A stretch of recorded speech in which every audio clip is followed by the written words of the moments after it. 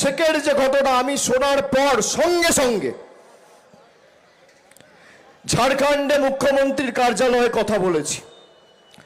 আমি তাকে বলেছি এই ঘটনার পিছনে যদি কেউ দায়ী থাকে আপনি তদন্ত করে তার বিরুদ্ধে ব্যবস্থা নেবেন। তারা আমাদের আশ্বাস দিয়েছেন যত দ্রুত সম্ভব রাজ্য পুলিশ প্রশাসন ঝাড়খণ্ডের কাজ করছে, কিন্তু আইন কেউ হাতে তুলে নেবেন না। আইন হাতে তুলে নিলে লাভ বিজেপির, লাভ এই গদ্দারগুলোর। আপনাদের এটা মাথায় রাখতে হবে, কারোর উস্কানিতে পা দেবেন না। এখানে ইউসুফ আছে, কালকেও আমাকে ফোন করে বলেছে আমি বেলডাঙ্গা যেতে চাই।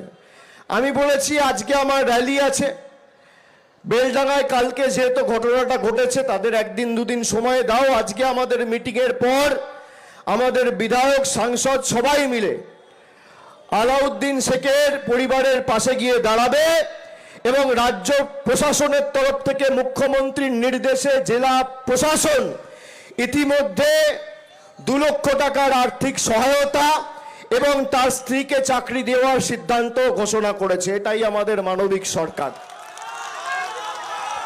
অপরিকল্পিত এসআইআর এর কারণে আজকে 2 মাসের মধ্যে প্রায় 84 জন মানুষ মারা গেছে।